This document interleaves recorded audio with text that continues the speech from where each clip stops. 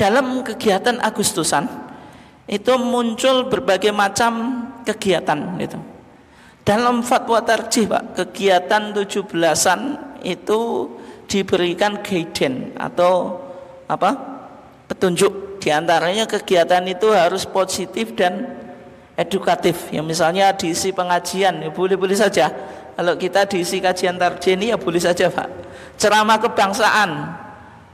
Kemudian hal-hal yang bisa menanamkan nilai-nilai nasionalisme atau patriotisme itu boleh.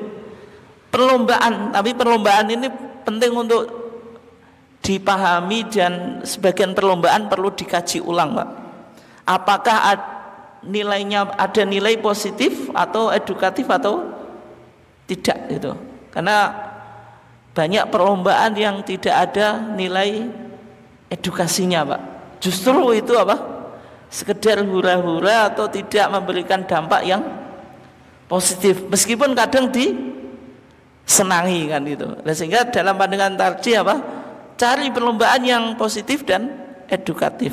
Kemudian tidak israf. Israf itu berlebihan. Meskipun hal itu halal atau boleh, tapi kalau kita lakukan berlebihan itu jadi tidak baik. Contohnya makan dan minum itu halal, tapi kalau kita berlebihan jatuh pada israf. Makanya Allah berfirman kulu washrabu wala tusrifu. Boleh makan, boleh minum, tapi tidak boleh berlebihan. Innahu la yuhibbul musrifin. Sesungguhnya Allah tidak suka orang-orang yang berlebihan. Tidak boleh tabdzir. Tabdzir itu mubadzir, menyia-nyiakan sesuatu.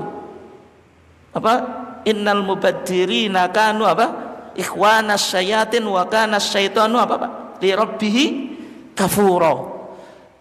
Perilaku mubadzir itu perilakunya setan gitu. Dan contoh israf Pak, misalnya dalam merayakan 17 Agustusan ini ya. Misalnya perlombaan tarikanya berapa Pak? 500.000. Padahal untuk masjid saja 100.000. Itu kan berlebihan gitu. Atau misalnya nanti muncul tadi perlombaan yang tadi mengandung unsur pemborosan atau mubadzir gitu. Lomba makan kemudian makanannya dilempar-lemparkan Pak, itu nanti masuk mubadzir gitu. Atau mungkin tadi tumpengannya nasinya tidak kemakan. Hal-hal semacam itu penting untuk dikaji ulang dan sehingga sesuai dengan prinsip Islam. Kemudian berikutnya ya, dalam perayaan Agustus ada musik. Musik ini sering menjadi perdebatan. Bagaimana sebenarnya hukum musik? Tapi kalau di Muhammadiyah Pak, ini karena waktu kita pendek, saya langsung pada kesimpulannya. Musik itu dilihat ilahnya. Ilah itu sebab yang memunculkan sebuah hukum. Kalau musik itu membawa dampak yang positif dan negatif, hukumnya mubah dan bisa Pak? Sunnah gitu.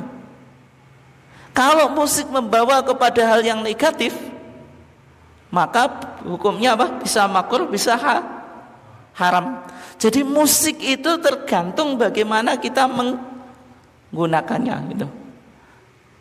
Misalnya HW itu kan ada drum band Pak. Tujuan jenengan nanti pramuscap itu di sebagian cabang ada drum band dari HW Pak. Itu hukumnya apa gitu. Ya dilihat dulu Pak, kalau dianggap positif